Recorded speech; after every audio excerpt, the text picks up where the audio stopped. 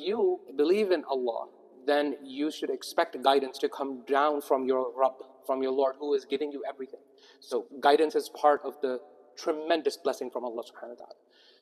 Also, if you believe in the Akhirah, then you are going to be fearful, what is going to happen to me when I die? And if you're worried about that, you're going to be scrambling to look for guidance here and there. And here's your Rabb. If you believe in your Rabb, you know that Rabb will guide you subhanahu wa ta'ala. So those who are ungrateful and have ingratitude, and they don't believe, they don't care about the outcome, they don't have any sense of accountability, that whatever their action, they don't have any humility inside of them, that whatever they will do here, that they will pay for some of the corruption that they're sowing, or some of the desires that they're asking to be met for themselves, despite other people, and despite the feelings of other people, and despite the rights of other people. If they have that attitude, Allah will seal their hearts, and Allah will blind them from the reception of any kind of guidance, and the reception from knowing the truth from falsehood. Allah subhanahu wa ta'ala will block their faculties from knowing, having any kinds of discernment from good versus evil. This is not ordinary kufr.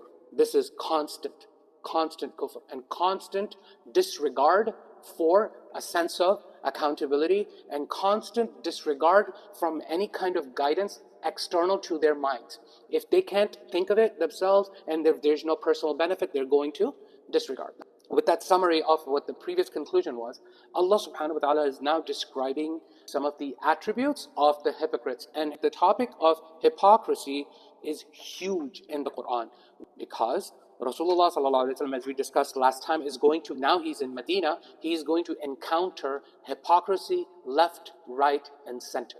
Let's continue. Then from ayah 11, Allah subhanahu wa ta'ala says, وَإِذَا قِيلَ لَهُمْ, and when it is said to them, لَا تُفْسِدُوا فِي الْأَرْضِ, don't do fasad on earth. What is fasad? Fasad, Ibn Ashur also says, it is the opposite of sulh. What is sulh? If something is out of order, or something that is not right, you make an effort to correct it and do the sulh of it. That's a salih. Not only try to set things correctly, they try to set things correctly based on the guidance from Allah subhanahu wa ta'ala, based on the guidance. It is the right way, we need to do things this way. They are the salihin, right? The opposite are the mufsidin or fasidin. They are the ones who are saying, oh, here's a nice structure you built, let me come and destroy it. They did afsada shay. They did the corruption, they ruined it, right? Very easy to destroy, very, very, very difficult to build. It is said to them, don't do fasad. What kind of fasad were the munafiqun doing in Medina? They are trying to convince people. Abdullah ibn Ubay being the leader, for example, he was from the Khazraj tribe, and he was set for kingship in Medina.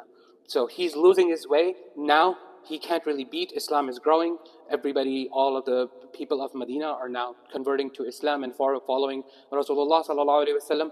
He's trying to create whispers, moving people away from Islam. He's like, what are you really believing? Oh, Day of Judgment? Nobody has died and come back and told you what it's going to be like. That's all just stories, and this is not reality. Trying to sow this kind of corruption, moving people away from Islam. Him and his cronies. What are they doing? They're trying to collude now with the Jews. It's like, oh, we're in trouble. This guy is coming. He's going to ruin our future for us, and he's going to take away, and he wants to become a king, and he wants to become wealthy, and he's telling fairy tales, etc., etc. They're trying to collude with the Jews, and now the Jews and the hypocrites, they are going against the Muslims. When it is said to them, do not do fasad on earth, they are saying, oh no, all we're doing the opposite. We're doing the sulh. إِنَّمَا نَحْنُ مُصْلِحُونَ. We are the ones who are setting things correctly. We're setting things right. And from their point of view, what is happening is wrong, and what they're doing is sulh. You remember what we said earlier? They're not able to see the right from wrong. Allah subhanahu wa ta'ala says, أَلَا إِنَّهُمْ هُمُ الْمُفْسِدُونَ وَلَكِنْ لَا يَشْعُرُونَ. They are actually doing the fasad. They are actually sowing corruption, but they don't realize it, Allah says. They don't feel that it is fasad. Why? Because Allah subhanahu wa ta'ala took away their ability to see good from evil. For them, evil looks good. Fasad looks sulh.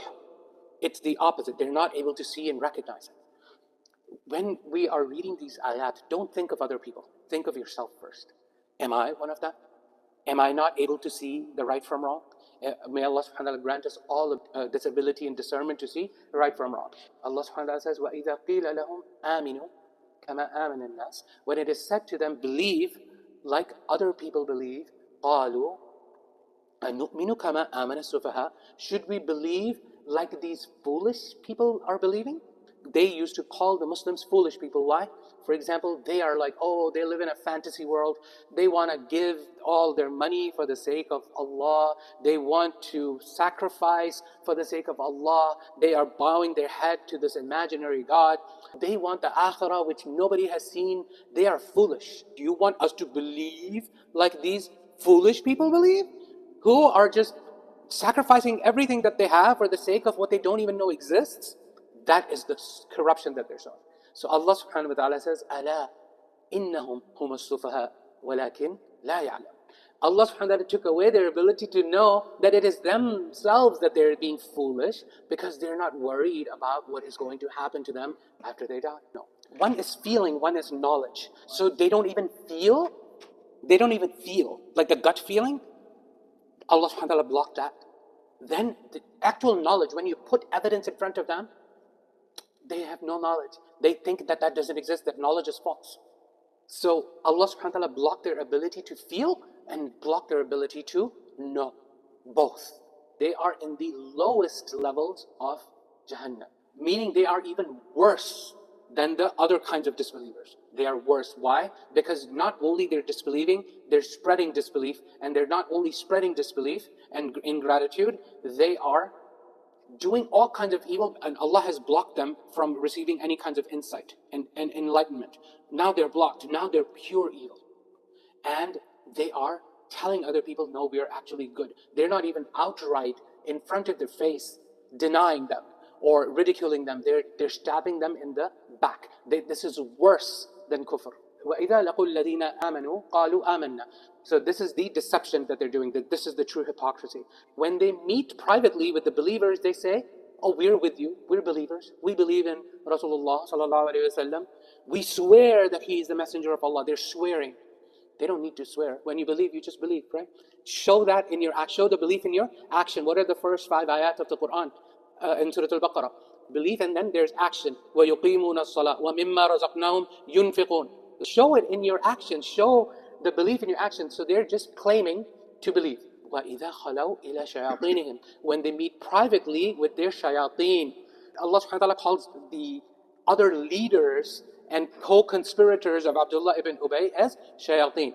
What does shaitan mean? So it comes from the word shaitan. It has many, many meanings. In Arabic, it means someone who is far away from the mercy of Allah subhanahu wa ta'ala, as one of the primary meanings. However, this word is not an Arabic word. It is a Semitic word. It is very, very old. It is found in the Hebrew Bible as well. So, for example, in Hebrew and Aramaic and Syriac, it means the word shatan or satan. It means an adversary, someone who opposes. So most likely, the etymology of this word goes back there, because Allah subhanahu wa ta'ala even says in the Quran, إِنَّ الشَّيْطَانَ لَكُمْ عَدُوٌ مُبِينٌ. The shaitan is the worst enemy. فَاتَّخِذُوا عَدُوًّا. Then take him as the enemy. And we also know from Surah An-Nas, مِنَ الْجِنَّةِ وَالنَّاسِ. The shayateen can be from the jinn and they can be from people. So Allah subhanahu wa ta'ala says, when they meet privately with the shayateen, meaning they are pure forms of evil, Allah subhanahu wa ta'ala has blocked any goodness to enter their hearts. They don't have goodness, they're pure evil. So what are they? They are shayateen. They are shayateen. And what does shaitan do, for example, to us? He deceives us too, right? He deceives us too. That's constantly what he's doing, and he goes away and we don't even know he's there. So pure form of deception and hypocrisy. So وَإِذَا خَلَوْا إِلَى شَيَاطِينِهِمْ قَالُوا إِنَّا مَعَكُمْ. We were with you all along. إِنَّمَا نَحْنُ مُسْتَهْزِئُونَ. We were only jesting. We were only mocking the Muslims. We were only teasing them. We were only pretending to be their supporters, although we are not their supporters. Of course, they want to look good in front of their other co-conspirators. They want to look good in front of the Yahud. Of course, we're not with the Muslims. We are with you. We are with you. Right? What are the 4 signs of the hypocrites? When he speaks, he lies. When he makes a promise, he breaks it. When you entrust him, he betrays your trust. And when you argue with them, they explode in argument. They are rude and vile and vulgar. Those are the mufsidun. And they spread propaganda, just like we see what's happening with the propaganda against our brothers and sisters in Palestine right now. Shayateen, it's just full of propaganda and lies and betrayal of trusts and boundaries and all kinds of human decency. Everything is gone because what do they want? What do they want? They want me. It's all selfish desires. There is no sense of accountability. Are you surprised as to what is happening? Doesn't surprise me.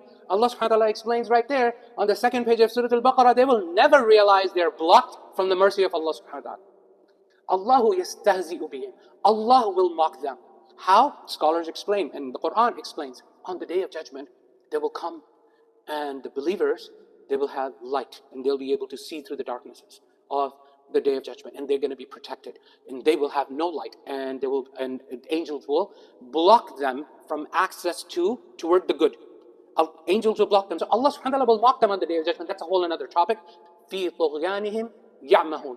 In their transgression, in the wrong things that they're doing, they don't know, right? They don't know they're doing wrong. They think they're doing the right thing. They are making the foolish people smart. That's what they want to do.